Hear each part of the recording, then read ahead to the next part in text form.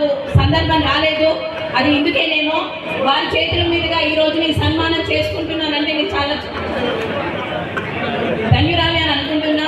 అలాగే మన మినిస్టర్ గారు అడ్లూరి లక్ష్మణన్న గారు కూడా ఈ కార్యక్రమానికి వీచేసినందుకు చాలా కృతజ్ఞతలన్నా. ఇక్కడికి వచ్చినటువంటి పెద్దలకు, స్టేజ్ మీద ఉన్నటువంటి ముఖ్యంగా పెద్దలందరికీ, మహిళలకు, మీడియా ప్రతినిధులకు, మా పోలీస్ డిపార్ట్మెంట్ వారికి కూడా ప్రత్యేకంగా ధన్యవాదాలు.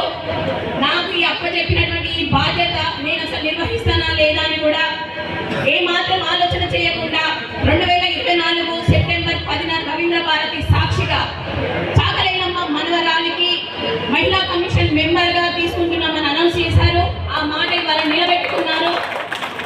నిలబెట్టుకున్నటువంటి మన ముఖ్యమంత్రి రేవంత్ రెడ్డి అన్నగారికి ప్రత్యేకంగా ధన్యవాదాలు.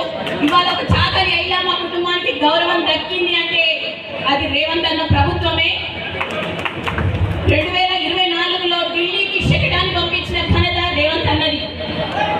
కోటి ఉమెన్స్ కాలేజీకి ఐలమ్మ పేరు పెట్టిన ఘనత మన రేవంత్ అన్నది. ఇవాళ ట్యాంక్ బండి మీద కూడా విగ్రహాన్ని ఏర్పాటు చేస్తానని మాటిచ్చారు. అది కూడా త్వరలోనే నెరవేరుతుంది. ముఖ్యంగా నాకు ఇచ్చిన ఈ పదవి మహిళలకు సంబంధించింది. ఎక్కడ మహిళలకు అన్యాయం జరిగినా కూడా నేను ఒక ఐలమ్మ లాగా పోరాటం చేస్తానని ఈ సభా వేదిక ద్వారా తెలియజేసుకుంటున్నా.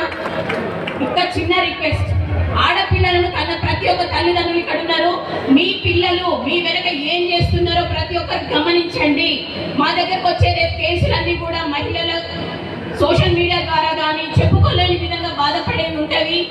తల్లిదండ్రులు మీరు అండగా మీ పిల్లలకు ఉండండి. ఎవరు ఎన్ని ఇబ్బందులు పెట్టినా కానీ మా దాకా తీసుకురండి. మేము ఖచ్చితంగా న్యాయం చేస్తామని మీ అందరికీ నేను సభా వేదిక ద్వారా హామీ ఇస్తున్నాను. Thank you. Thungathurthi constituency MLA గారు, మరి తుంగతుర్తి గడ్డ, నల్గొండ జిల్లా ఉద్యమాల గడ్డ.